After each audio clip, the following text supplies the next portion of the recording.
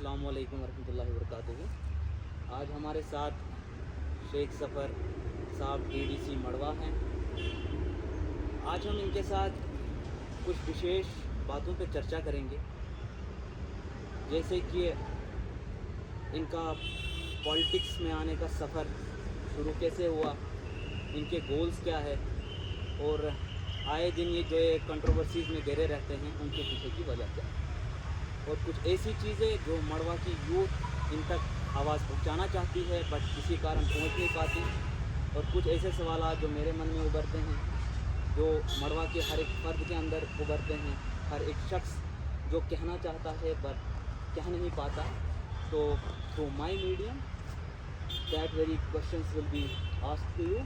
तो हम उम्मीद करेंगे कि ज़फ़र भाई एक एक करके हर एक सवाल का जवाब दे पाएँ, और हर एक सवाल जनता का सवाल समझ के, अपने लोगों का सवाल समझ के उन तक उसकी क्लैरिफिकेशन, अगर वो लोग मिसगाइड हो रहे हैं, अगर उनकी कोई गलतफहमी है, अगर उनको किसी के द्वारा मिसलीड किया जा रहा है, तो आपकी बात उन तक पहुँचाने की कोशिश करेंगे। सबसे पहले एक डिस्क्लेमर मैं देना चाहूँगा कि इस डिबेट में हम सिर्फ डिस्कशन करेंगे, आर्ग्यूमेंट नहीं। सबसे पहले हमारा ये जानना ज़रूरी है कि आर्ग्यूमेंट और डिस्कशन में डिफरेंस क्या होता है।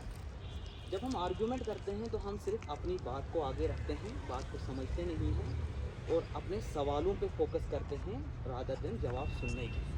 हम ये देखते हैं कि सही कौन है। जब हम डिस्कशन की बात करते हैं तो हम समझते हैं कि सही क्या है, व्हाट इज़ राइट, और उसका सोल्यूशन क्या है। ज़फ़र भाई, आपका बहुत बहुत वेलकम करते हैं हम इस ब्रॉडकास्ट में। आप हमें ये बताइए कि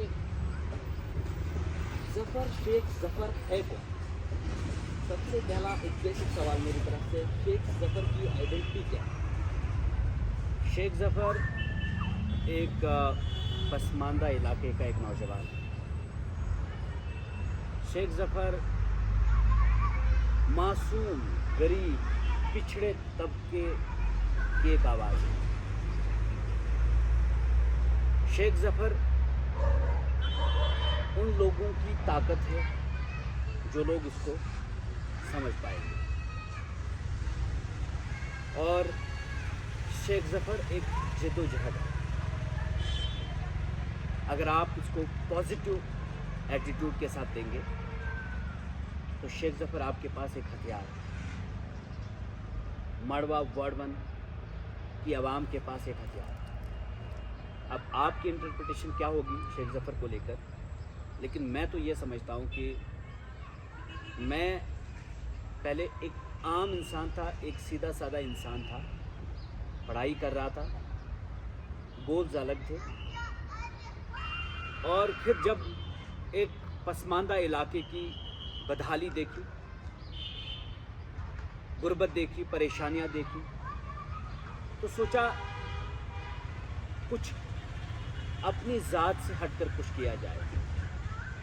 जब लोगों के चेहरों पर मायूसी देखी, वो बिना रोड के 6 महीना गुजारना, बिना बिजली के अपनी ज़िंदगी को बसर करना, बिना इंटरनेट के पूरी दुनिया के साथ मुनक़ता हो जाना, ये बहुत एक मायूसी सी थी हमारे पास। इस मायूसी को मैंने अपने दिल पे लिया। मैंने कहा नहीं, I have to do something. और फिर कहते ना कि वो इस रास्ते पे हम चल पड़े, और जब रास्ता हमने देखा, खोजने की कोशिश की, बहुत मुश्किल से हमें ये रास्ता मिला। बहुत दुश्वार रास्तों से गुज़र के हमें अपना रास्ता मिला, और फिर शेख ज़फ़र आज आपका चुना हुआ डिस्ट्रिक्ट डेवलपमेंट काउंसिल मेंबर है। बहुत अच्छा बोले आप। तो मैं ये जानना चाहूँगा कि शेख ज़फ़र की पॉलिटिक्स में शुरुआत कैसे हुई, स्ट्रगल क्या रहा। एक पसमानदा इलाके से आके आपने अपना स्ट्रगल शुरू किया, आपने अपने एक अलग पहचान बनाई, आपने अपने लोगों को उम्मीद दी और आप इस सफ़र पे चल पड़े। तो आप अपने लोगों की जो ख्वाहिशें हैं, जो उनकी ज़रूरतें हैं, जो उनकी बेसिक नेसेसिटीज़ हैं, उनको फुलफ़िल करने के लिए जो अभी आप एक मुहिम चला रहे हैं, आप कोशिश कर रहे हैं, आप उस कोशिश में कहाँ तक सफल हुए, क्या रुकावटें आ रही हैं आपके रास्ते में, और आपका फर्दर गोल क्या है, आप क्या करने जा रहे हैं, आपके मूव्स क्या रहेंगे अपने इलाके के लिए, हमारे मड़वा के लिए? देखिए, पहली बात तो यह है कि पॉलिटिक्स में मेरा 2017-18 के बाद आना हुआ, जब मैंने देखा कि 1 किलोमीटर की दूरी के अंदर अंदर से सारे हमारे लीडर्स आ रहे हैं। वो दूर दराज गांव देहात में जाकर, वार्ड 1 में जाकर, मड़वा जाकर, दक्षिण जाकर, छात्रों, मुगल मैदान, बोंजवा, पाडर, नागसेनी, पलमाड़, हर जगह जा रहे हैं, वोट मांग रहे हैं। और वोट मांगने के बाद हमारे ही लोगों को वो लड़ा रहे हैं। कोई एनसी के नाम पर लड़ रहा है, कोई पीडीपी के नाम पर, कोई बीजेपी के नाम पर। हम आपस में सर फाड़ फोड़ देते थे इलेक्शंस के टाइम। लेकिन इलेक्शंस के बाद जो हम एक्सपेक्ट करते थे उन लीडरों से, वो नहीं होता था। वो छोटी छोटी चीज़ों में हमें उलझाकर, किसी को सीडीएफ में 10,000 उठाकर दे दिए, किसी को किसी गवर्नमेंट की स्कीम में फ़ायदा उठाकर दे दिया। जो असली मुद्दे थे हमारे, सड़क, बिजली, टेलीफोन सिस्टम, इन सारे मुद्दों पर किसी ने काम नहीं किया, किसी ने तवज्जो नहीं दी। हाँ, कभी कभार ऐसे महफिलों में बैठकर बात करना, उससे बात करने से ना मसले हल नहीं होते। एक बार चीखने चिल्लाने से भी मसले हल नहीं होते। एक कंसिस्टेंसी के साथ इश्यूज को उठाना और उन इश्यूज को हल कराना, ये एक अलग बात है। कभी कभार साल में या 2 साल में या 3 साल में एक बार उस इशू पर, सपोज सड़क पर बात करना या बिजली पर बात करना या टेलीफोन सिस्टम पर बात करना, उससे भी मसले हल नहीं होते। तो जब मैंने देखा कि मड़वा की सारी जो परेशानियां हैं वो तो इन मुद्दों की वजह से, सड़क नहीं है इसलिए 10 मुद्दे हैं आपके पास, बिजली नहीं है तो 10 आपके काम रुक जाते हैं। आज की दुनिया में इंटरनेट नहीं है आपके पास, और बिना इंटरनेट के कोई काम हो ही नहीं रहा है ऑफिसेज में। और इंटरनेट नहीं है तो ऑफिसेज आप सही से फंक्शनल नहीं कर पाएंगे। अगर आप मड़वा में ऑफिसेज फंक्शनल नहीं कर पाए तो आपके लोगों को किश्तवाड़ आना पड़ेगा, और ऑफिसेज तब तक फंक्शनल नहीं होंगे जब तक ना इंटरनेट होगा। अब इंटरनेट के एस्टेब्लिशमेंट के लिए आपको जगह जगह जाना पड़ेगा, उसके लिए आपको घर छोड़ना पड़ेगा। ये चीज़ें मैंने उनमें नहीं देखी। यानी कि मैं लीडरशिप से खफा होकर उनका बागी बना। चाहे टाक साहब की बात करें, शर्मा साहब की बात करें, किचलू साहब की बात करें, यहाँ सरूड़ी साहब की बात करें, क्योंकि इसी किश्तवाड़ के ये सारे मंत्री रहे हैं। कोई पीडीडी मंत्री रहा, कोई एजुकेशन मिनिस्टर रहा, कोई सोशल वेलफेयर R&B मिनिस्टर रहा, कोई होम मिनिस्टर रहा, तो कोई रूलिंग पार्टी का MLC रहा, असगर साहब पीर भी MLC रहे। तो जब आपके ये बड़े मुद्दे, जिनकी वजह से आपके छोटे मसले, आपके जॉब कार्ड की पेमेंट वक्त पर नहीं होती है, आपके एस्टिमेट्स वक्त पर नहीं बन रहे, आपके DPRs वक्त पर नहीं बन रहे, आपकी टेंडरिंग, वहाँ से आज देखो टेंडरिंग हो रही है, हमें यहाँ आना पड़ता है, हमारे ठेकेदार को भी किश्तवाड़ आना पड़ता है। ये सारे मसले, इनका जो हल था इंटरनेट था, इनका जो हल था सड़क थी, बिजली थी। इन सारे मुद्दों पर मैंने किसी को काम करते नहीं देखा। ये एक मायूसी थी मेरे लिए। मैं जब अलीगढ़ से पढ़कर आया, दिल्ली के शहरों से घूम कर आया, बाकी जगहों से घूम कर, मैंने कहा यार दुनिया कहाँ से कहाँ पहुँच गई। दुनिया में आज इंसान ने इतनी मेहनत की, आज वो चांद पर जा बैठा। हम इस ज़मीन पे भी अपनी ज़िंदगी को आसान नहीं कर पाए। तो ये मेरे लिए एक तब्दीली का बहाना, मेरी जहन इससे बदल गई, जहनियत बदल गई, सोच बदल गई। और मैंने फिर मड़वा बचाओ तहरीक के नाम से एक तहरीक शुरू की, जिसमें मड़वा के नौजवानों ने बढ़ चढ़ कर हिस्सा लिया। और मेरा गोल क्या है, कई सारे लोग बोलते होंगे कि शायद चूस MLA बनूं इसलिए ये लड़ता होगा। MLA बनने के लिए नहीं, इसलिए नहीं लड़ रहे हैं कि मुझे आप कुर्सी दे दो। मैं आपके माध्यम से मड़वा वार्ड 1 दक्षिण में कहता हूँ लोगों से कि आओ, अगर आपको सियासी पार्टीज मैंडेट देती है मैं आपका साथ दूंगा, लेकिन आपको न मैंडेट दे रहे हो। 2 बार हमने PDP को वोट दिया तो MLC यहाँ से बना लिए इन्होंने भी। मतलब पॉलिटिकल एम्पावरमेंट की सख्त ज़रूरत थी मड़वा वार्ड 1 दक्षिण को। क्या पॉलिटिकल एम्पावरमेंट मिली? नहीं मिली। इस इग्नोरेंस को लेकर मैंने सबकी बगावत की, सबके खिलाफ बोला। कोई भी जमात ऐसी नहीं है जिसके खिलाफ मैंने नहीं बोला। वजह यही है कि हमारी ज़िंदगी भी उस तरह की ज़िंदगी हो जिस तरह किश्तवाड़ में बसे लोगों की ज़िंदगी है, अनंतनाग में बसे लोगों की ज़िंदगी है, जम्मू में बसे लोगों की ज़िंदगी है। हम भी वही वोट डालते हैं जो वोट डालते हैं। हम भी उसी हिंदुस्तान का एक हिस्सा हैं जिस हिंदुस्तान का आप लोग हिस्सा हैं। अगर आप हमारा भी वही एक संविधान है, एक कानून है, एक प्रधानमंत्री है, एक चीफ मिनिस्टर है। फिर हमारे साथ ये जो इस्तेसाल किया जा रहा है, we are not third class people, we are the victims of third class governance, we are the victims of third class leadership. So ये सारी चीज़ें जो हैं, मैं इसलिए बगावत किया हूँ। और याद रखना कि कभी भी आपकी आवाज़ तब तक नहीं सुनी जाएगी। सियासतदानों ने आपको डिवाइड किया, एनसी, पीडीपी, बीजेपी के नाम पर 3000 इधर जाता था, 2000 उधर जाता था, 4000 उधर जाता था, लेकिन बनता कौन था? हमने पिछली बार 2014 में इलेक्शन जब लड़ा, टाक साहब भी एमएलसी बन गए, सजाद साहब भी एमएलसी बन गए और शर्मा साहब एमएलए बन गए। आप मुझे बताएं, इन तीनों ने मड़वा के लिए एक कोई इदारा तैयार किया हो, एक किसी जगह पर उन्होंने संगे बुनियाद डाली हो? मैं मानता हूं कि मैं गलत हूं।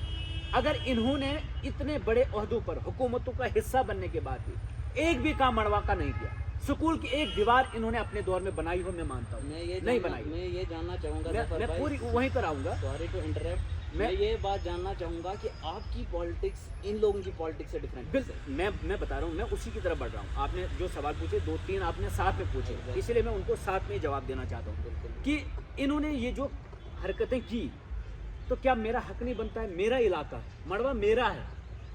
सजाद साहब आज यहाँ पर बैठे हैं, कोठियों में, बंगलों में बैठे हैं, अरबपति बन गए हैं वो। शर्मा साहब आज कश्मीर की वादियों में, ठंडी ठंडी बर्फीली वादियों में हवा पी रहे हैं।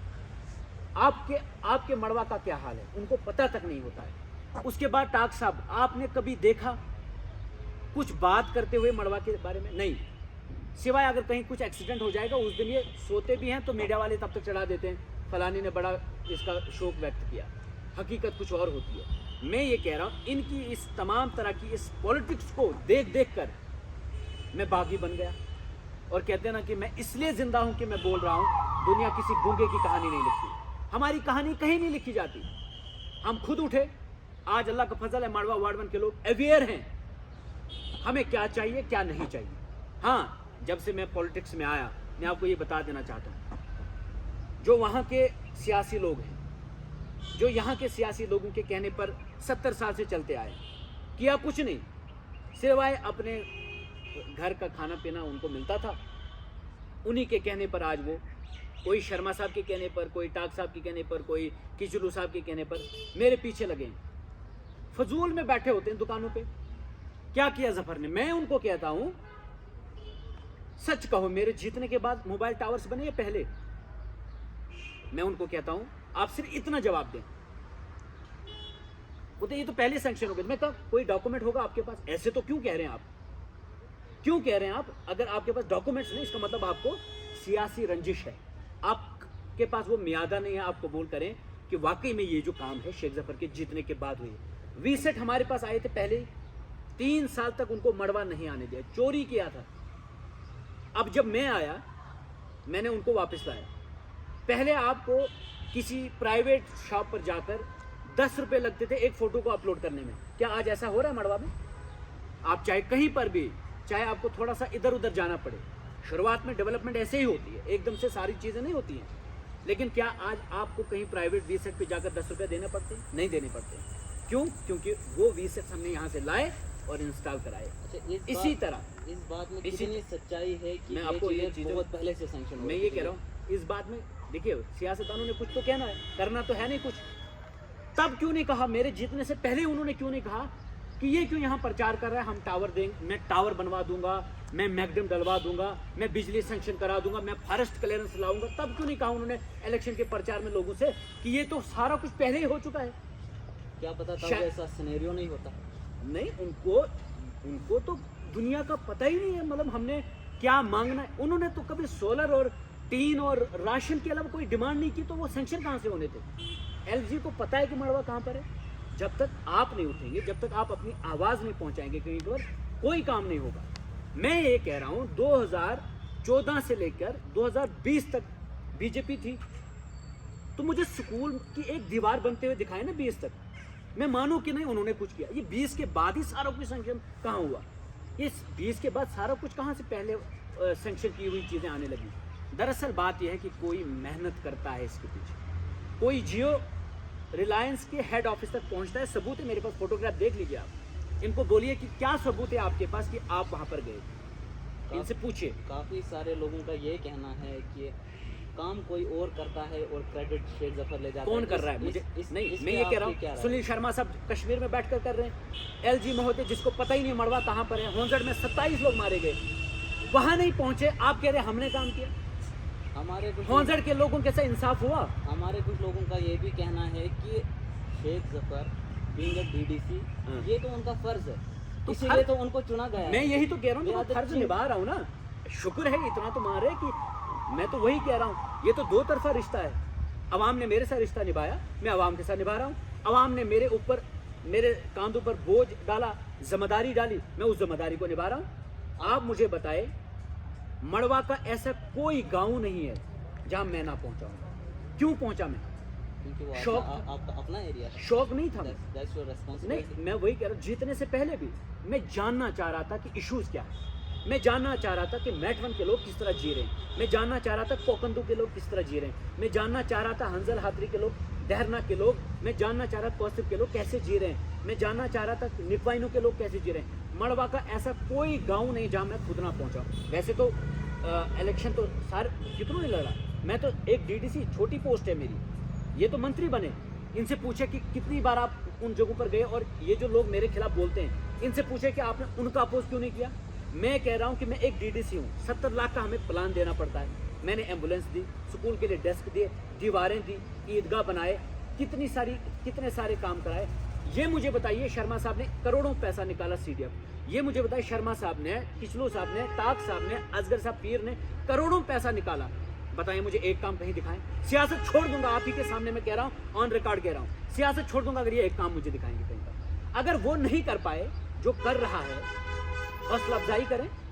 आप अगर इतनी सी पोस्ट, छोटी सी पोजीशन मुझे दिए, मैं इतनी सारी कोशिशें कर रहा हूँ, घर भी तो नहीं बैठा ना, इस चीज की तो एप्रिसिएशन करनी चाहिए। मैं ये जानना चाहूंगा अगर ये लोग म्यादा नहीं रखते, एप्रिसिएशन क्यों नहीं मिल रहा? अगर कौन- आप कर रहे हैं तो आम- एप्रिसिएशन, देखिए, आम आदमी का एप्रिसिएशन ब्लैक हो रहा है, नहीं देखने नहीं को आ नहीं, रहा है। आम इंसान जो है ना वो खामोश होता है हमेशा, वो अपनी जगह साइलेंट बैठा होता है। वो अपनी चोट, जैसे मागरे साहब को चोट पहुंचाई ना उन्होंने, उनसे पूछे था, वो भी बोल रहे थे कि आम लोग तो हमारे साथ हैं। ये तो जफरुल्लाह को तो 200 वोट आएंगे, हम पूरी गिनती करके चलते हैं कि कहाँ कैसे कहाँ रिजनमेंट होता है। रिजनमेंट सिवाय उन 4-5 चोरों के कहीं नहीं है। वही झूठ मूठ के जब आप एक गरीब को जाकर बोल देंगे कि जफरुल्लाह ने तो आपका मकान कहीं गायब कर दिया, उसको तब तक लगेगा जब तक मैं उस तक पहुंचता हूं। लेकिन जब वो हकीकत जानता है, वो फिर बेचारा कहता है कि नहीं यार मुझे गलत बोला गया था। तो वो उसी लिए तो वहाँ पर बैठे होते हैं। मैं यहाँ आता हूँ, वो वहाँ जाकर गंद फैलाते हैं, मैं वहाँ जाऊँगा, वो यहाँ आकर गंद फैलाते हैं। रिसेंटली शहरबीन की टीम आई वहाँ पर, कहा जफरुल्लाह यहाँ आता ही नहीं है। मैं आपको हज़ारों फोटोग्राफ्स, वीडियोस दिखाऊंगा। अगर वो वीडियोस और फोटोग्राफ्स हैं तो इसका मतलब मैं पहुंचा हूं ना उन जगहों पर। ऐसे तो नहीं ना आप यहाँ पर बैठे हैं तो आपका फोटो मड़वा में खींचा जाएगा क्या? नहीं ना खींचा जाएगा। आज से आप और मैं यहाँ पर वीडियो बना रहे हैं ना। आज की डेट से कितने महीने पहले आप मरवा थे? मैं 3 महीना पहले। 3 महीने। तो आप- क्या कारण है कि आप 3 महीने से मरवा? सुनिए, रीज़न यही होता है, देखो घर तो लीडर ने नहीं बैठना होता है, सबको पता नहीं होता है फाइनेंशियल ईयर क्या होता है, ये कब से कहाँ स्टार्ट होता है, प्लानिंग कब होती है और उस प्लान को एग्जीक्यूट कब करना होता है ग्राउंड पर। सर्दियों के महीनों में एक तो जो पुराना काम किया होता है उसकी पेमेंट होनी होती है। अगर मैं वहाँ बैठूंगा, ये तब तक यहाँ चोरी करेंगे, ये तब तक फ्रॉड बिल्स निकाल कर तमाम बेड़ा गर्क कर देंगे। मुझे ख्याल रखना पड़ता है क्योंकि अभी इंटरनेट वहाँ नहीं आया।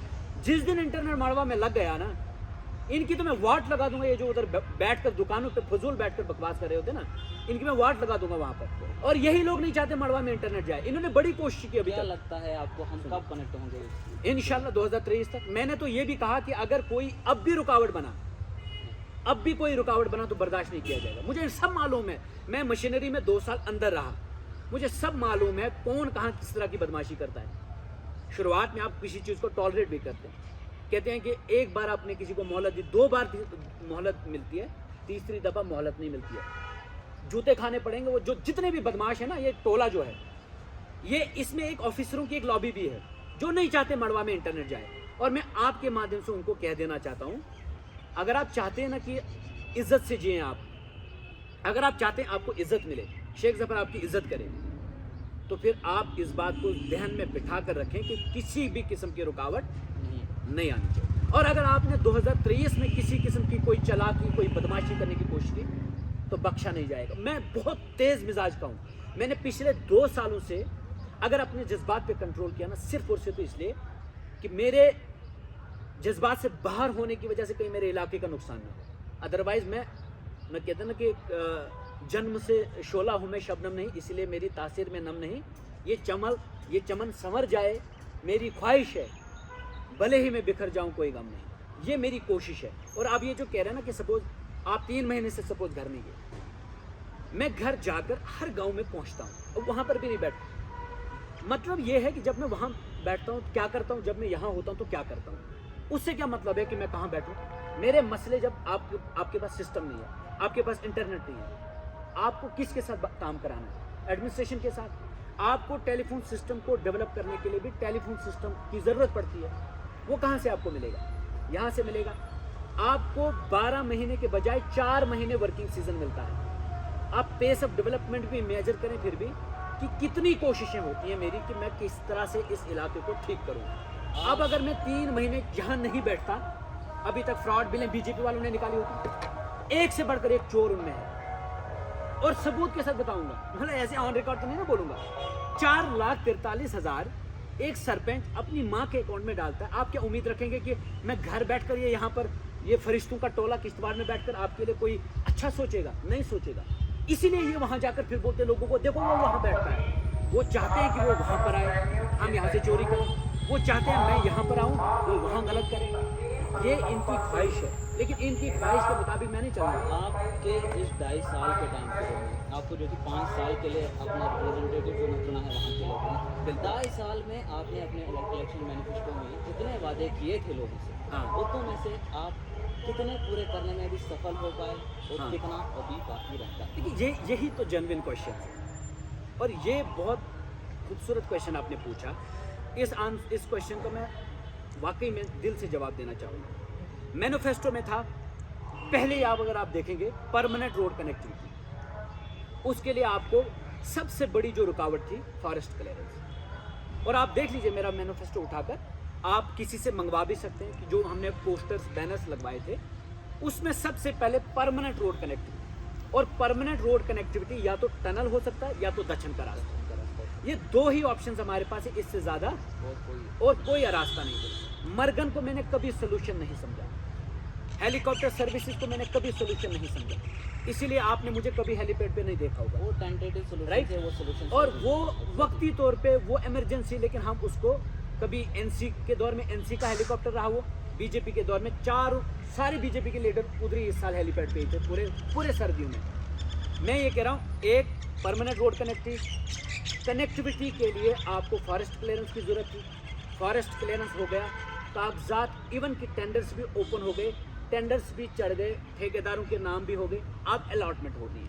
उसके बाद एसएफसी का जो ट्रीज फेलिंग परमिशन चाहिए थी, कल ही मैंने डीएफओ साहब से भी बात की, उनको परमिशन दी गई है। अब वो फेलिंग भी होगी, ट्रीज काटना शुरू किया जाएगा। ज़्यादा से ज़्यादा लगेगा 1 महीना, और 1 महीने के बाद इंशाअल्लाह ताला हम हाइनन से आगे का सफ़र शुरू करेंगे, सड़क का काम शुरू करेंगे एक। और ये बहुत बड़ी अचीवमेंट है, इससे हमें नस्लें याद रखेंगे। भले 4-5 चोर उधर मड़वा में बैठकर भाषण दे दुकानों पे बैठकर, क्योंकि बेरोजगार है ना, लेकिन हमारी नस्लें, आपके बच्चे और मेरे बच्चे कल जब याद करेंगे ना कि हमारा माजी क्या था, हमारे माँ बाप कैसे रहे और हम कैसे जी रहे हैं, वो ज़रूर हमें दुआएं करेंगे। सेकंड चीज़, मैंने मिशन 3D लिखा था, टेलीकम्युनिकेशन का 90% काम हो चुका है। अब देखो इसमें ये प्रॉब्लम है, जब 90% काम आपका हो चुका है, वो 10% जब तक नहीं होगा 90% आपको दिखेगा नहीं। ये हकीकत है। इसीलिए बहुत सारे लोग इतना समय क्यों लग रहा है इसमें? समय इसलिए क्योंकि वर्किंग सीजन लिमिटेड है।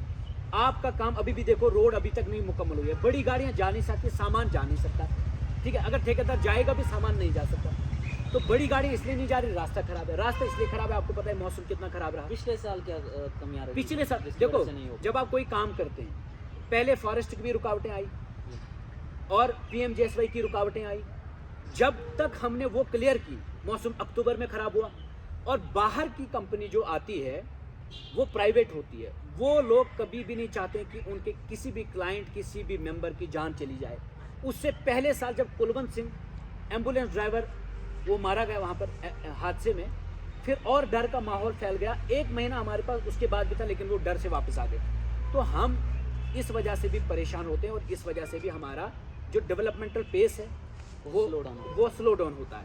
लेकिन 12 महीने में 4 महीने का वर्किंग सीजन। देखो किश्तवाड़ में अगर आपने अभी एक बिल्डिंग बनानी होगी, क्या नहीं बना सकते आप? लेकिन वहीं अगर मड़वा की बात होगी, क्या ईंटें आ सकती हैं वहाँ, सीमेंट जा सकता है? बहुत रुकावटें होती हैं, पहले तो लोग ही नहीं क्रॉस कर पाते। तो इसीलिए थोड़ा सा स्लो डाउन हो गया। और रुकावटें जो होती है ना, हमें आप देखो सोसाइटी में हमारी मैच्योर नहीं है। अब देखो जब नवापच्ची में जियो टावर बन रहा था, किसी ने जियो टावर के तमाम उन जो लेबर्स है उनको ट्रैक्टर में उठाकर वार्ड में तक ले गए कि आप यहाँ से चले जाओ। लेकिन उसके बावजूद भी जितनी भी चैलेंजेस फेस करनी पड़ी, केजीबी बिल्डिंग मड़वा की, अगर आप वार्ड में जाएंगे वहाँ तो अभी भी इनकम्प्लीट है। हमारा 90% काम मैंने स्टार्टिंग से लेके आखिर तो उसको फॉलो किया। अस्पताल का काम हुआ, कॉलेज की बिल्डिंग का काम मेरे आते हुए शुरू हुआ। मैं खुद कमिश्नर साहब से मिला था उस वक्त, मैंने खुद इनाग्रेशन कॉलेज की बिल्डिंग की थी। उसके बाद ये बड़े काम हैं। हाँ, मैंने आपको इंडिविजुअली खुश नहीं किया होगा, मैंने इनको खुश नहीं किया, मैंने इनको खुश नहीं किया होगा, कोई रिश्तेदार उसको खुश नहीं किया होगा, लेकिन मैंने जो इलाके के बड़े मसले हैं उनको स्ट्रीमलाइन करने में मैंने हर मुमकिन कोशिश की। कई सारे लोग, अब जब इंटरनेट आ जाएगा सबको मालूम है कि ये तो फिर यहाँ बैठने नहीं देगा किसी को, बाकी अपोजिशन के लोग प्रोटेस्ट करने लग जाएंगे ताकि लोग बोलेंगे देखो इन्होंने ही कराया फंक्शनल। मैं उनको कहता हूँ इंटरनेट लगने दो, किसी की हिम्मत नहीं होगी किश्तवाड़ में ऑफिस खोलकर बैठे हुए।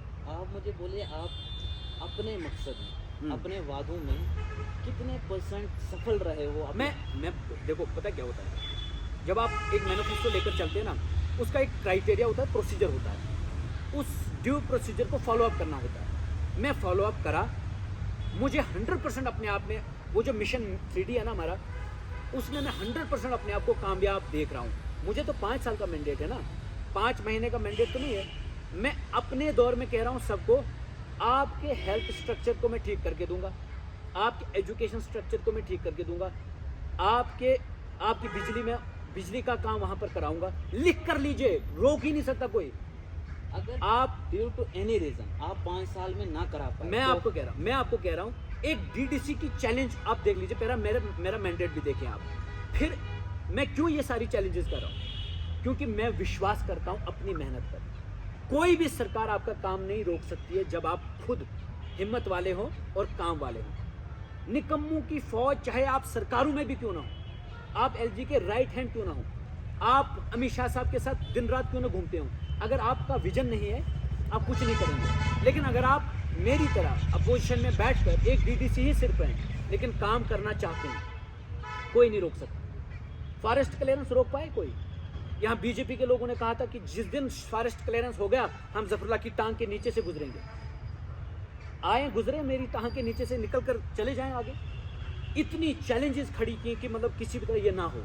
क्यों? वो चाहते थे कि जफरुल्लाह ने जो वादे लोगों के साथ किए, इसका एक भी वादा पूरा ना हो और हम लोगों के बीच में अगली बार जाएं और कहें देखा जिसको तुमने वोट दिया वो तो कुछ नहीं कर सका, लेकिन अल्लाह का फजल है क्या बिजली सैंक्शन नहीं, अंडर RDSS स्कीम के तहत बिजली सैंक्शन हो गई। अब काम कराना, उसका प्रोसीजर बाकी जो है वो चल रहा है, काम भी स्टार्ट होगा।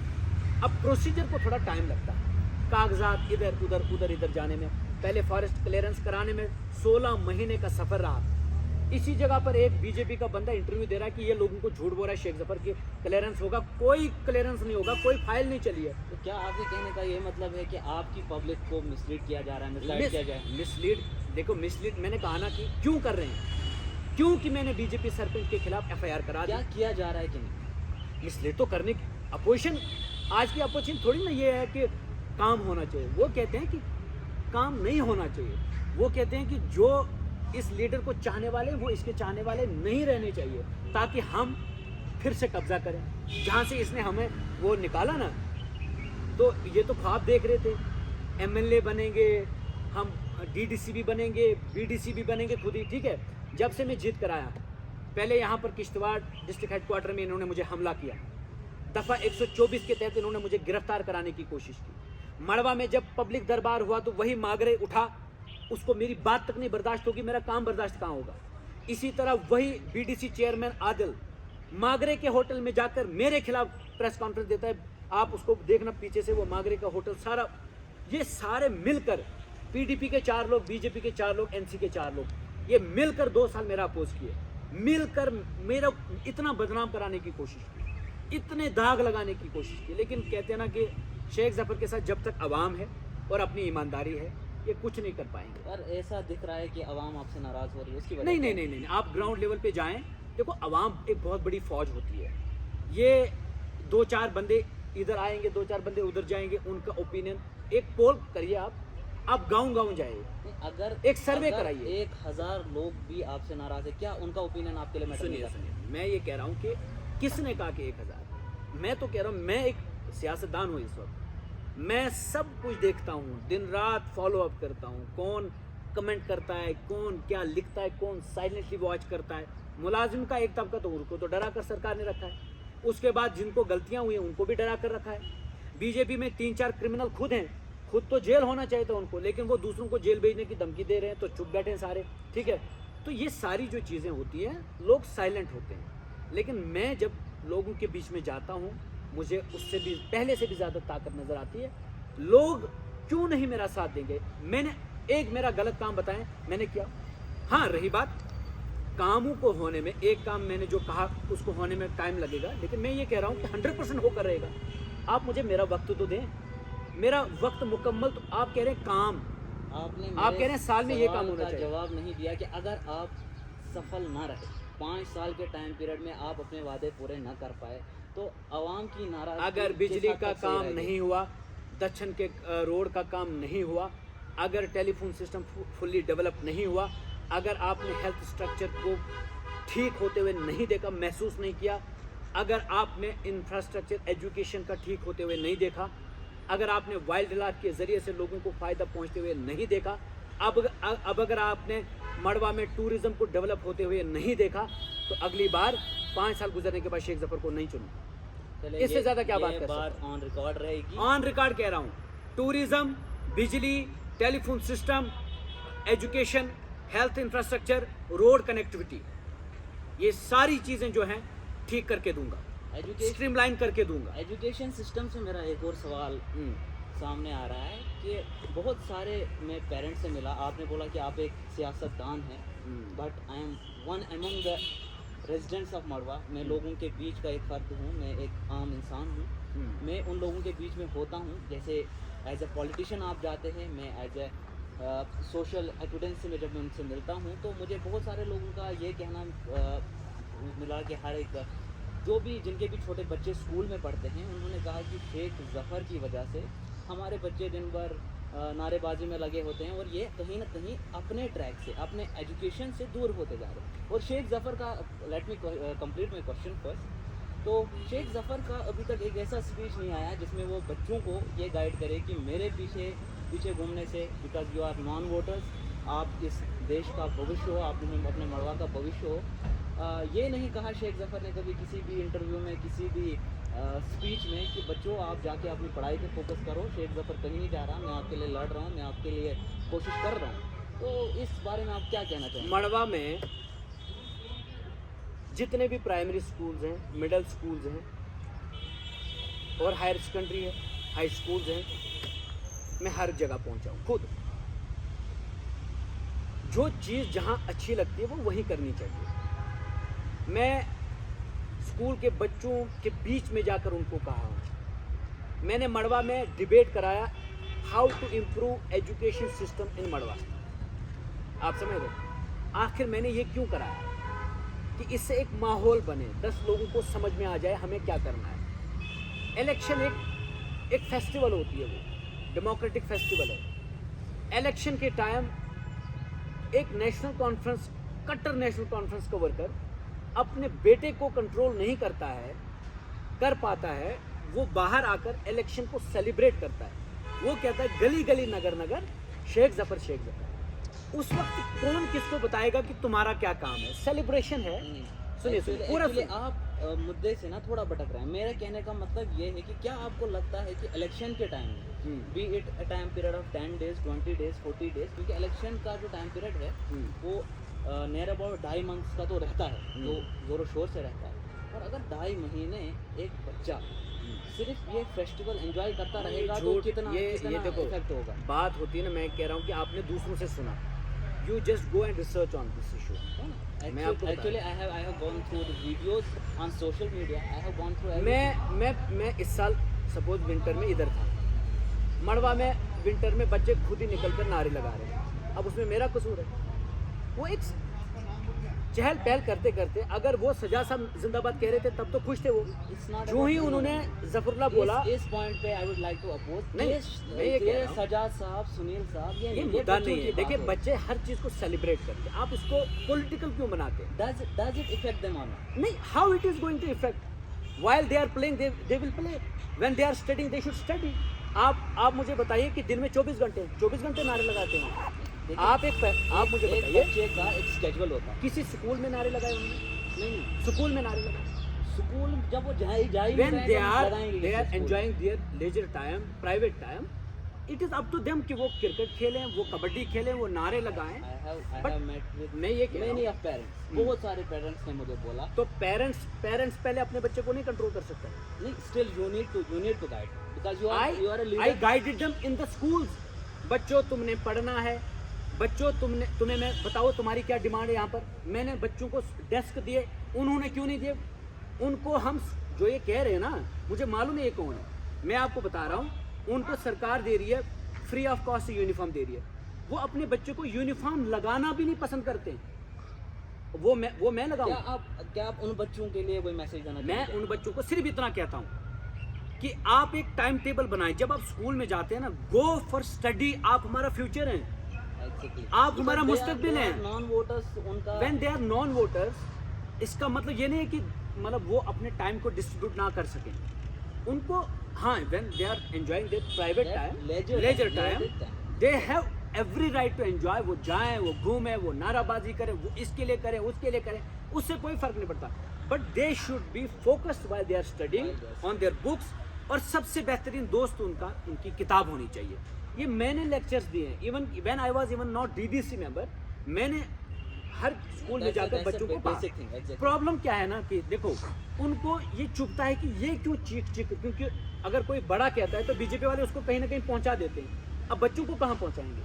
प्रॉब्लम ये है उनको, ये नहीं। अब बच्चे तो भाई, मैं पिछली बार जनवरी में मैं यहाँ आया था, कॉलेज के उस साइड से दहराई के लड़के थे, मैं नौगाम से आ रहा था, ताज़ियत करके कहीं ताज़ियत पे गया था, मैं नौगाम से आकर मैं रास्ते में चल, उस साइड से बच्चों ने मुझे देखा, गली गली नगर नगर, वो मेरे लिए गली गली नगर नगर कह रहे हैं, मैं उनको पत्थर मारूं यहाँ से? पत्थर मारने की बात नहीं हो रही, बात हो रही है कि आप कोई मैसेज वो स्केटिंग कर रहे हैं बर्फ पे, वो बर्फ पे स्केटिंग, दे आर एंजॉयिंग। उसी दौरान वो कह रहे हैं गली गली, ये उनका प्राइवेट टाइम था। दैट्स परफेक्टली फाइन, बट जब इलेक्शन का टाइम आता है, क्योंकि नेक्स्ट टाइम देखो इलेक्शन के टाइम मेरा अपना उस वक्त एक सपोज इलेक्शन टाइम था, अब मैं तो प्रचार कर रहा था, आपका बच्चा बाहर बालकनी में बैठा है और वो देख रहा है, हुजूम देख रहा है, तो उसको सेलिब्रेट कर रहा है। उस सेलिब्रेशन में वो कुछ ना कुछ बोलेगा तो उसने, इनको दिक्कत ये नहीं कि वो बोल रहा है, अगर उन पेरेंट्स को दिक्कत है सच में, वो सीरियस हो जाए, मैं पढ़ाऊंगा बच्चों को, वो सीरियसली इस बात को ले, उनको ये दिक्कत नहीं, उनको ये दिक्कत है कि ये गली गली नगर नगर कह रहा है, तो मैं क्या करूँ उसमें? और इससे कोई किसी का, हम भी तो बच्चे थे, मैं भी तो बच्चा था जब हम कहते थे सजा साहब जिंदाबाद, सजा साहब जिंदाबाद, तब तो इनको नजर नहीं आ रहा था ना, तब मेरा कैरियर इनको नजर नहीं आ रहा था। बट टाइम चेंज हो चुका, टाइम चेंज हो चुका, मैंने अपना कैरियर तो बनाया 2008 से लेके 2023 तक का टाइम, बहुत माइंडसेट चेंज। आज तो ज़्यादा ये चीज़ें सेलिब्रेट करते हैं लोग, तब तो फिर भी मतलब सेलिब्रेशन नहीं होती जिस तरह की। मैं आज कह रहा हूँ आपको कि जो बच्चे, उन बच्चों के पास मैं पहुँचा हूँ स्कूल में, मैंने उनको अच्छे से, उनके पेरेंट्स को मैंने क्लास की, मैंने पेरेंट्स मीटिंग भी बुलाई कई जगहों पर, मैंने टीचर्स मीटिंग भी कई जगहों पर बुलाई, मैंने टीचर से कहा कि ये देखो, ये आपका जो और हमारा भविष्य है, इसको हमने यहाँ पर बनाना है। मैंने हायर सेकेंडरी में जाकर कहा कि मैंने कहा मेरे पास तो गाड़ी नहीं, अगर कोई इस इदारे से नीट क्वालिफाई करके आएगा तो उसके लिए मैं एक गाड़ी गिफ्ट करूँगा, पूरी दुनिया में चाहे मुझे कहीं मतलब डोनेशन चाहे कुछ भी करना पड़े, मैं ला कर दूँगा उसके लिए, लेकिन इस हायर सेकेंडरी से नीट क्वालिफाई करें। ये इंस्पिरेशन, ये एक इंडस्ट्री तो है। तो ये चीज़ें हम करने वाले को वहाँ खींचते हैं टांग। कौन? जो ना करने वाले हैं, जो वहाँ बैठे होते हैं दुकानों पर। अदरवाइज इसमें कौन सी इतनी बड़ी आफत है कि कोई बच्चा किसी का कह रहा है कि गली गली नगर नगर। उनको नहीं, पेरेंट्स का ये कंसर्न है कि उनके बच्चों का काफी दे आर ज्यादा नॉट, वक्त ज्यादा ट्रस्ट मी, जिन पेरेंट्स की आप बात करें मुझे मालूम है वो कौन। कई सारे पेरेंट्स अपने बच्चों को भेज रहे हैं कि जाओ, उनको क्या कहेंगे आप? वार्ड 1 से मुझे इस बार वीडियोस आई, मैं तो वार्ड 1 में नहीं ना था, मैंने तो नहीं ना कहा उनको कभी कि आप एंजॉय करें। पूरी बर्फ 1.5 फुट है, बच्चे आ रहे हैं, एक लंबी कतार है।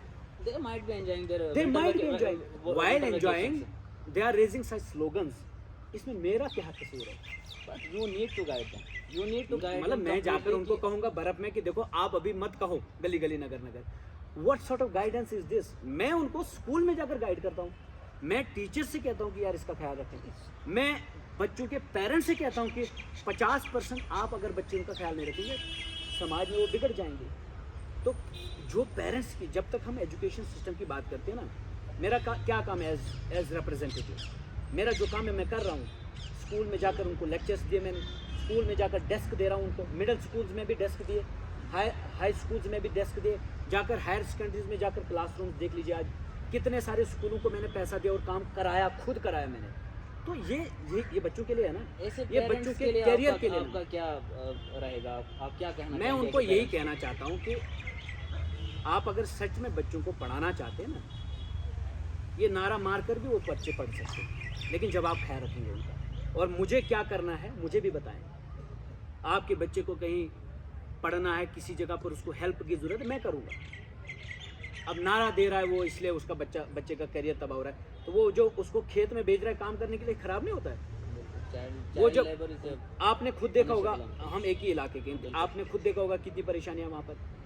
तो क्यों वो कर रहे? उसके खिलाफ उठो ना, उससे करियर बर्बाद होता है। आप जो वो छोटे छोटे बच्चों को गालियाँ सिखाते हो, एक माँ और बाप जब आपस में लड़ते हैं बच्चे के सामने और उल्टी पुल्टी गाली एक दूसरे को देते हैं, उसकी जहनियत खराब होती है, उससे खराब होता है उसका करियर। इससे नहीं होता है कि वो बर्फ़ में जाकर बर्फ़ के तोंदों के साथ खेल रहा होता है और उसमें कोई स्लोगन मार रहा होता है, उससे कोई बच्चों का फ्यूचर तबाह नहीं होता है। ये कुछ लोगों ने मिथ बनाई, ये कुछ लोगों ने अपोजिशन के उसमें ना, हाँ ऐसा लगा कि जैसे उनको बड़ी फिक्र है बच्चों की फिक्र होती तो CDF से कोई स्कूल बनाया होता, बच्चों की फिक्र होती तो डेस्क दिए होते, बच्चों की फिक्र होती कोई स्मार्ट क्लासरूम का कॉन्सेप्ट शेख जफर ने मड़वा में लाया हो। ये हकीकत नहीं है। आपने किसी से सुना था कि स्मार्ट क्लासरूम भी होता है? मैंने लाया। किसी ने कहा, आपने मड़वा के लोगों को बोला मैं बैंक दूंगा, मैं ATM दूंगा। मैंने कहा नहीं, मैंने कभी नहीं कहा होगा, मैंने कहा होना चाहिए। आइडिया दिया तो गुनाह किया। मैंने कहा पूरी दुनिया कहाँ से कहाँ पहुँच गई, हमारे पास भी ATM होना चाहिए। आइडिया दे रहा हूँ मैं उनको, और उस आइडिया पे फिर काम करना होता है। अपोजिशन तो होने लगी ना कम से कम। ये तो हमें कह रहे थे टीन देंगे, राशन देंगे, चावल देंगे, CDF 10,000 देंगे। इससे तो बाहर निकले ना लोग। Be the contributors. हमारे लोगों को क्या प्रॉब्लम है? लेग पुलर्स हैं। कुछ किए वो जो ये टांग इधर उधर टांग खींच रहे हैं, इनसे पूछो कि तुमने क्या किया अपने समाज के लिए अभी तक सिवाय चोरियों के? गिन कर दिखाऊंगा। PDP के 3 लीडर चोरियों में मुलविस हैं, BJP के 4 लीडर चोरियों में मुलविस हैं, NC के अब वो ठंडे हो गए बेचारे, वो अब शांत हो गए। तो आपके कहने का मतलब है जो भी लेग पुलर्स है वो किसी न किसी पार्टी से वाबस्ता है, वाबस्ता है। उनके लिए काम करते हैं। मुझसे पता नहीं क्या, मैं तो उनको कहता हूँ क्या यार आपको देखो, नहीं लगता कि एक आम आदमी की भी ये डिमांड्स हो सकती हैं, ये परेशानी हो सकती है? आम आदमी को फिर जाकर झूठ में, आप मुझे बताओ, जो बंदा कह रहा है कि जब से जफर जीता कुछ नहीं हुआ, मैं कह रहा हूँ उसको कि यार इतने बड़े बड़े लाल रंग के टावर्स बने, क्यों झूठ बोल रहे हो भाई? खुलेआम झूठ बोल रहे हो, क्यों नहीं हुआ? कॉलेज की बिल्डिंग का काम शुरू हुआ, बोलते हैं ये हमने सैंक्शन कराई। मैंने कहा मैंने मना तो नहीं किया ना, लेकिन 9 साल तक क्यों नहीं बनी? कमिश्नर तक क्यों नहीं पहुंचे? ठेकेदार तक क्यों नहीं पहुंचे काम कराने के लिए? ये मानते हैं ना, फॉरेस्ट क्लियरेंस तुम्हारे दौर में नहीं हुआ। कुछ लोगों का ये भी कहना है कि ये कोइंसिडेंस है, वक्त के चलते ये टाइम इतने सारे काम, मतलब टूरिज्म भी कोई इंसिडेंस है, अस्पताल का काम भी कोई इंसिडेंस है, बिजली का सेंक्शन होना कोई इंसिडेंस है, फॉरेस्ट क्लियरेंस भी कोई इंसिडेंस है, टूरिज्म का अट्रैक्शन होना उस एरिया की तरफ ये भी कोई इंसिडेंस है, ब्रिजेस बन रहे हैं अब ये भी कोई इंसिडेंस है, तत्ता पानी के लिए इतने सारे पैसे पहली बार हम ले रहे हैं ये भी कोई इंसिडेंस है, आपके यहाँ पर स्कूलों में दीवारें बन रही हैं, अंदर रेनोवेशन हो रही हैं, कोई इंसिडेंस है? ये अचानक से ये कौन सा खजाना फूट गया मड़वा वालों के लिए? कौन सा खजाना क्या फूट गया? इससे पहले कोई काम नहीं हो रहा? बताएं मुझे कौन सा? कच्चे काम हुए, दीवारें टूटी हुई हैं, सारे स्कूलों की दीवारें, ऐसा लगता है कि जैसे रशिया ने यूक्रेन के ऊपर बमबारी की है। जाकर देख ले कितनी करप्शन है। काम तो होते थे, करप्शन उसमें 50% में 40% खाए जाती थी, पैसा इधर उधर लिया जाता था। मेरा एक पर्सनल क्वेश्चन है, मैं सच में जानना चाहता हूँ, मैं ये आपसे ये नॉलेज लेने के लिए मतलब खुद को बड़ा खुशनसीब समझूंगा अगर आप मुझे ये बात समझा दें कि एक लीडर आवाम के हक के लिए लड़ते लड़ते खुद अमीर कैसे हो जाए। वो तो उनसे पूछे जो हुए हमारे। मैं तो सिर्फ सिवाय मेरे कपड़ों के मेरे पास कुछ नहीं। आप बैंक बैलेंस चेक करें, मैं तो सारी एजेंसीज को कहता हूँ आओ मेरे आधार कार्ड और पैन कार्ड ले लो, चेक करो और पूरी समाज के सामने बताओ कि यार भाई ये इसके पास इतना ही पैसा है या इसके पास इतना पैसा है। तो मैं तो वो उसके लिए, अब मेरे को अगर मैंने शर्ट लगाई अच्छी लगती है तो मेरे दुश्मनों को वो भी अच्छी नहीं लगती, तो मैं क्या करूँ। उनका नज़रिया ऐसा है कि वो कपड़े भी देखते हैं मेरे, अब ठीक है वो देखते हैं ये भी कहीं खाना तो नहीं खाया, रिश्ता कबाब कहीं अगर गलती से मेरी प्लेट पे लग गया ना तो उनको वो भी बुरा लगता है। तो उसमें मैं क्या करूँ। मैं ये कह रहा हूँ जो सियासतदान अमीर बनते हैं सियासत में आने के बाद, उन्होंने सियासत नहीं की होती है, उन्होंने सियासत में आकर कारोबार किया होता है। उसके लिए आप सजा साहब की तरफ नज़र दौड़ाएं, टाक साहब की तरफ, शर्मा साहब की तरफ, सोडी साहब की तरफ, कि पीर साहब की तरफ। अगर आप शेख जफर की तरफ नज़र दौड़ाएंगे, अल्लाह रसूल की कसम खा के कहता हूँ, आप इसी वीडियो के ज़रिए से लाइव आप मेरा MPA भी यहीं चेक करेंगे, 3 अकाउंट्स हैं, उसके बाद भी आपको लगता है पता नहीं कहाँ अकाउंट होंगे, आप मेरा Aadhaar card PAN card agency से that will be a breach of privacy, right, वो हम नहीं करेंगे। बट मैं फिर भी तैयार, मैं ये बात जानना चाहूँगा कि इलेक्शन में जो पैसा लगता है that's a kind of investment, उसका रिटर्न ऑफ इन्वेस्टमेंट एक पॉलिटिशियन दे सकता है। वो पता है क्या उनका माइंडसेट वही होता है। वो इलेक्शन के टाइम क्यों घूम रहे होते हैं पैसा लेकर। DDC इलेक्शन में आपने देखा होगा, आप नहीं थे शायद मड़वा में, मैंने मांगरे साहब को बहुत सारी जगहों पर घूमते हुए देख रहा था मैं, और वो कह रहे थे कि शेख जफर तो सियासत में बच्चा है, हम तो 2020 खेलेंगे। उनका सारा दारोमदार पैसों पे था। ये पैसा लगाते हैं सियासत में, फिर पैसा कमाते हैं। मैंने ना पैसा लगाया ना कमाया, मैं तो ना पैसा आगे लगाऊंगा। मैं साफ कहता हूँ मैं इलेक्शन लड़ूंगा, हर इलेक्शन लड़ूंगा, क्यों नहीं लड़ूंगा। मेरा हक है कि कौन सी कमी है मुझमें, बेईमान हूँ, चोर हूँ, जुबान नहीं है, पढ़ा लिखा नहीं हूँ, हर कोई चीज़ है मुझमें। एक लीडरशिप में जो आप देखना चाहते हो, दौड़ भागता हूँ, हर जगह पहुँचता हूँ। इस वक्त इदारे में 10 लोग मुझे जानते भी हैं, पहचान है मेरी, क्यों नहीं लड़ूंगा। मैं इलेक्शन लड़ूंगा लेकिन पैसा नहीं दूंगा। जो पैसे वालों के पीछे भागना चाहते हैं जाएं, लेकिन जो मेरे साथ आना चाहते हैं आए। मैं पैसा न दूंगा न पैसा कमाऊंगा यहाँ पर। हाँ, जो सैलरी है, मुझे दुख इस बात का है कि सरकार ने 15,000 सैलरी रखी, क्योंकि 15,000 से मेरा पूरा गुजारा 30,000 रखनी चाहिए थी कम से कम। वो एक डिमांड है और वो ज़रूरत है मेरी। लेकिन इसके अलावा मुझे सियासत छोड़नी पड़े जब मुझे लगेगा कि पैसे के बगैर सियासत नहीं चलती है, लोग एक्सेप्ट नहीं करते पैसे वालों के बगैर किसी को, वो सिर्फ करोड़पतियों को एक्सेप्ट करें, मैं सियासत छोड़ दूंगा। बट मैं कभी गलत नहीं करूँगा सियासत। क्या काफ़ी सारे लोगों का ये भी कहना है कि जैसे बीजेपी कांग्रेस के 70 साल पे ब्लेम गेम खेल रही है, अभी कांग्रेस बीजेपी के ये 8-9 साल पे ब्लेम गेम खेल रही है, तो जफरुल्लाह जो है शेख जफर ने भी यही प्रोपेगेंडा स्टार्ट। ये मुझे इतना मुझे बड़ा लीडर समझते हैं आप। चलो ये तो कंपेयर मुझे करते हैं बड़े बड़े लीडरों के साथ, अदरवाइज ये मुझे DDC के साथ कंपेयर करते हैं। मानते हैं आप इस बात को। एक DDC से मुझे कंपटीशन में लाते, फिर कहते कि यार ये ज़बरदस्त DDC निकला, बाकियों से तो सही निकला, ये बाकियों से तो तेज़ निकला, ये बाकियों के पास गाड़ियाँ भी है इधर उधर पहुँचने के लिए, वो तब भी नहीं पहुँचते, इसके पास गाड़ी भी नहीं है तब भी हर जगह पहुँचा हुआ है। मानते हैं ये मुझे मंत्रियों के साथ कंपेयर भी जब करते हैं ना, मुझे खुशी होती है कि एटलीस्ट इनको ये तो नज़र आ रहा है कि ये बंदा जो है जो हमारे बड़े बड़े कद्दावर नेताओं को गिराने वाला है। ठीक है, आप समझ रहे ना। तो ये जो कह रहे हैं ना कि मतलब ब्लेम, आपको क्या लगता है कि माजी को बुला दें हम, आधी रोटी को बुला दें हम, ये जो वाइल्ड लाइफ में हमें फंसाकर आज मरगन और हेलीकॉप्टर पे हमें निर्भर रखा है, हम बुला दें इसको। हम अगर इसको बुला दिए तो फिर तो हम फिर इनके पीछे ही भागेंगे ना। और ये इसीलिए नहीं चाहते कि मैं इनको रिमाइंड करूं ताकि ये इस पर फिर सियासत करें। ये हेलीपैड पे कौन बैठा होता है? वही सियासतदान जो इस लायक हमें रखे। शेख जफर को कभी नहीं आप वहाँ देखेंगे, चाहे भले लोग खिलाफ हो जाएं। इसमें मेरा सियासी नुकसान हो तो होने दो। जो 5 साल मुझे मिले मैंडेट के, मुझे वही काफ़ी है। लेकिन 5 साल में जो मेरे प्रिंसिपल है मैं उसी पे चलूँगा। और ब्लेम गेम की जो बात है ना, आप अगर कहोगे कि नहीं यार सजा साहब के बारे में मत बोलो, टाक साहब के बारे में मत बोलो, तो फिर क्या उनको इमाम बना देंगे फिर से? ऐसा नहीं होने चाहिए। अच्छा, आपके जैसे कि सब जानते हैं कि आप आम आदमी पार्टी से वाबस्ता हैं, आप आम आदमी पार्टी के मेंबर हैं, बट आपका स्टैंड जो है आर्टिकल 370 को लेके आप बिल्कुल उसे अपोज करते हैं, बिल्कुल but अपोज आपकी करता हूँ। पार्टी उसको सपोर्ट करती है। पार्टी जो करे हमें उससे लेना देना। मैं how come it is possible कि आप उनके देखिए साथ जुड़े? मिस्टर क्या reason केजरीवाल रहा? Is from Delhi, he is from Haryana and he starts his politics from Delhi. His nation starts from Delhi and my nation starts from Jammu Kashmir. मुझे पहले यहाँ What का was the interest है। reason कि आप उनके साथ मुझे affiliated और हो? भी बहुत सारी चीज़ें जो मुतासिर की हैं मुझे, एजुकेशन स्ट्रक्चर, हेल्थ स्ट्रक्चर। आप दिल्ली जाएं, आप देखें वहाँ किस तरह से आपको एक पेशेंट को एक पेशेंट को किस तरह से, नहीं कैपिटल है, कैपिटल तो पहले भी थी, कैपिटल पहले नहीं थी क्या? पहले से ही थी। पहले इलाज क्यों नहीं मुफ्त था? पहले अच्छी सुविधाएं क्यों नहीं थी? अब मैं भी जाता हूँ ना, मैं उधर से जब मैं जाता हूँ ऑटो वालों से भी पूछता हूँ, ठेकेदारों से भी पूछता हूँ, दुकानदारों से भी पूछता हूँ, they all are happy. Their opinion towards Aam Aadmi Party and Kejriwal is absolutely mind blowing. आप क्यों फिर यार, मैं तो यही चाहता हूँ, मैं यहाँ 370 मतलब कॉन्ट्रोवर्शियल चीज़ें लाकर क्या होता है कि आपकी सियासत चल सकती है, आपके इलाके नहीं चल सकते। आप समझ रहे हैं ना? मैं अपने इलाकों को क्या देना चाहता हूँ? सड़क, बिजली, जिसकी वजह से हम मारे गए, जिसके बिना पर हम आज तक सफ़र कर रहे ना होने की वजह से, यही है ना?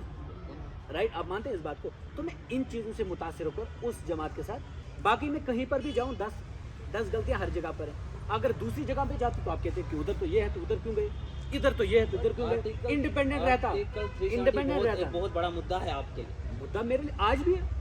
मैं तो कहता हूँ कि ये जम्मू कश्मीर के लीडर जो क्या उसके आपकी पार्टी का जो कॉन्स्टिट्यूशन है, हर एक पार्टी- पार्टी का एक कॉन्स्टिट्यूशन होता है, आपकी पार्टी का कॉन्स्टिट्यूशन और आपके principal, it is my individual stand. इसके लिए मुझे किसी भी सियासी पार्टी में जाकर कुछ भी नुकसान भुगतना पड़े, I am ready to face any sort of action from any political क्या पार्टी। एक पॉलिटिशियन का कोई इंडिविजुअल स्टैंड होता है। नहीं, मेरा क्वेश्चन अब पूरा होने दो। एक इंडिविजुअल स्टैंड इतने बड़े मुद्दे पे, और जिस पार्टी के साथ एफिलेटेड हैं उनका बिल्कुल अपोजिशन होना, क्या मैं- ये चीज़ें कोई कंट्रास्ट नहीं करती? देखिए, एक फैमिली में आप भाई हैं, ठीक है, 3 भाई हैं आपके में भी कोई डिफरेंसेस होते हैं, तो फिर आप एक परिवार में एक दस्तरखान पे बैठकर खाना नहीं खाते। जैसे पर्सनल लाइफ, पर्सनल लाइफ ही है ना वो एक तो मेरा personal- पर्सनल ओपिनियन है ना। पार्टी का ओपिनियन वो है तो हो, मेरा पर्सनल ओपिनियन, क्योंकि मैं यहाँ का शहरी हूँ, पहले मैं देखता हूँ कि उसका इम्पैक्ट कितना बुरा जाएगा इस पर, राइट। और सबसे बड़ी बात, जो दुख तो मुझे इस बात का है, जिन्होंने उसको तोड़ने के लिए यहाँ पना दी, वो कौन है? पीडीपी है ना। पना तो उन्होंने दी है ना। घर में आप बसाओगे तो सर पे मेरे चढ़ाओगे, ये वही बात हो गई। तो चलो, ये जफ़र साहब ने एक बहुत बड़ी बात कर दी कि इनका और इनकी पार्टी का बिल्कुल दो अपोजिट ओपिनियन है किसी पॉइंट ऑफ व्यू को लेके, किसी एक पर्टिकुलर issue को चीज़ को लेके, किसी एक इशू को लेके। तो जफ़र साहब, हमें आपसे और एक बात पूछना चाहूँगा कि आप फर्दर अब मड़वा के लिए क्या सोचते हैं? आप मड़वा को कहाँ जाते देखना चाहते हैं? जो किस बेसिक लेवल तक पहुँचाना जो चाहते हैं? बेसिक छोटी लाइफ है हमारी, पहला टारगेट रोड, इंटरनेट, ये 2 चीज़ें हो गई। मेरा टाइम यहाँ से बचकर एजुकेशन और हेल्थ पे पूरा फोकस रहेगा मेरा उसके बाद। क्यों? ये बेसिक चीज़ें हैं, और इनके ना होने की वजह से हमारे हेल्थ स्ट्रक्चर पे और एजुकेशन स्ट्रक्चर पे बहुत बुरा असर पड़ता है, राइट। इवन कि जो पैसा मैं मड़वा लेकर भी जाता हूँ वो भी पूरा इन्वेस्ट नहीं हो पाता due to lack of road connectivity and internet facilities, right. आपकी टेंडरिंग वक्त पर नहीं होती है, ठेकेदारों को भी यहाँ आना पड़ता है अलॉटमेंट्स लेने के लिए, सारी चीज़ें इन्वॉल्व इसमें हो जाती हैं। My first agenda is to give better road connectivity, permanent road connectivity and permanent telecommunication system. उसके बाद फिर बाकी चीज़ों पर मैं फैलूँगा, और मैं तमाम जितने भी पढ़े लिखे लोग हैं मड़वा के, उनको मैं कहना चाहता हूँ कि आप मेरे साथ स्टैंड हो जाइए। If you can not lead, at least be at the back of mind. आप इस वक्त, हमारे पास लेग पुलिंग के लिए कोई टाइम नहीं है। जो सियासी लोग हैं वो करते रहेंगे, क्योंकि उनके पास एक ही मुद्दा है, वो बेरोज़गार हो रहे हैं, मटेरियल निकल नहीं रहा है उनका, और बाकी चीज़ों की ई टेंडरिंग हो गई है। अब उनके घर जिस तरह चलते थे वो चलने वाले नहीं हैं। चोरों की चोरियां रोक दी हैं। कोई बीजेपी में रहकर भी गुंडागर्दी कर रहा था, पेमेंट फ्रॉड करा रहा था, कोई हिम्मत नहीं कर सकता आज के बाद, चाहे किसी भी मंत्री से भी फ़ोन कराएं, तो वो मेरे दुश्मन ही बनेंगे। लेकिन आप मेरे दुश्मन ना बने, आप मेरे साथ रहें। आप अगर मुझे हिम्मत देंगे ना, मैं लड़ पाऊंगा इन दुश्मनों के खिलाफ। जो इलाके के दुश्मन है ना, वो आपके भी दुश्मन है, मेरे भी दुश्मन है। और जो इलाके के दुश्मन है वो इसलिए मुझे आगे नहीं बढ़ते हुए देखना चाहते, क्योंकि उनको मालूम है कि ये सच्चा है, ईमानदार है, और हम बेईमानों का टोला है, और ईमानदारों और बेईमानों के बीच में कभी नहीं बनती है। ये तारीख उठाकर देख लें, कभी नहीं बनती और न बनेगी कभी। जिस दिन मेरी इनके साथ बनना शुरू हो गई, समझ लो कि मैं भी, या तो वो ईमानदार हो गया या तो मैं चोर हो गया, और दोनों में से एक ही चीज़ हो सकती है। मैं कंप्रोमाइज़ नहीं कर सकता अपनी ऑनेस्टी पे, ईमानदारी पे, और भले ही मुझे सियासत में हार खानी पड़े, लेकिन अवाम मेरी एक सबसे बड़ी ताकत है जिसको मेरे साथ रहना है। मैं आपके पीने के पानी का इंतज़ाम कर रहा हूँ, मैं आपकी सड़क का इंतज़ाम कर रहा हूँ, हस्पतालों का बेहतर इंतज़ाम कर रहा हूँ, सारी चीज़ें मैं देख रहा हूँ। मुझे अपना वक्त पूरा करने दें। गलत वक्त पे आप अगर मेरी टांग खींचेंगे तो नुकसान आपका भी है, हमारे इलाके का भी है। इसलिए अगर आप अपने इलाके को आगे खसारे में नहीं देखना चाहते, आप मुझे काम करने दें। पहले जब एक वक्त आएगा, वक्त गुजर जाएगा, कम से कम 3 साल गुजरने दें। 3 साल के बाद आप ज़रा अपनी आंखें खोलें, दिमाग खोलें, ये कहें कि 2020 में इलाका मड़वा कैसा था, 2023 में कैसा है। जब शेख जफर डीडीसी बनकर आया, हमने इसको कैसा इलाका सौंपा था और उसके बाद का इलाका कैसा है। अगर आपको तब्दीली नज़र नहीं आई तो यकीनी तौर पे आपकी अपोजिशन मेरे सर आंखों पर, मैं उसके बाद कबूल करूँगा। बहुत बहुत शुक्रिया जफर Thank you. साहब आपका। आज हमने आपके छोटे बड़े सारे सवाल जो आपके मन में थे, जो किसी न किसी ज़रिए मुझ तक पहुँचे, मैंने कोशिश की कि मैं वो सारे सवाल बिल्कुल बाइसनेस के साथ ना करते हुए एक प्रॉपर तरीके से जफर साहब तक पहुँचाऊँ, इनसे पूछूँ। और इन्होंने जो दावे किए हैं, आप वेट कीजिए और हम देखेंगे कि इनके दावे कितने खोखले हैं, या अगर ये अपने दावों पर खरे उतर पाते हैं, अपने जो इन्होंने कमेंट्समेंट्स किए हैं उन पर खरे उतर पाते हैं, तो हमारे लिए बहुत खुशी की बात होगी। और अगर ये आपकी एक्सपेक्टेशंस पे खरे ना उतर पाए तो आपको पूरा हक है कि आप अपना नेता बदल सकते हैं, या democracy is the best revenge. Democracy is the best revenge, as well said by Zafar भाई। तो आज हम आपसे इजाज़त लेंगे। अब हम आप तक छोड़ देते हैं कि इनके कितने पॉइंट्स जो है आपकी समझ में आए, जो आप समझ पाए हैं, तो वो हमारा एक एफर्ट जो है वो सक्सेसफुल रहा। और जो आप ना समझ पाए, आप पर्सनली इनसे कांटेक्ट कर सकते हैं। ये आपके रिप्रेजेंटेटिव है, आपने उनको वोट दिया है, और वोट मैं जल्दी जा रहा हूँ, हर गांव में पहुँच रहा हूँ। वोट एक खैरात नहीं है, वोट एक बहुत बड़ा पावर है, बहुत बड़ा जो आपका योगदान रहता है एक रिप्रेजेंटेटिव चुनने में। आपकी आवाज़ है आपका वोट। तो ये थे हमारे साथ जफ़र साहब, डीडीसी मेंबर किश्तवाड़ मड़वा। तो be very particular, thank you so much. बहुत अच्छा लगा आपसे बात करके, और फर्दर इंशाल्लाह जब भी वक्त मिलेगा हम आपसे बात करते रहेंगे और लोगों की बात आप तक पहुंचाते रहेंगे। बहुत बहुत शुक्रिया।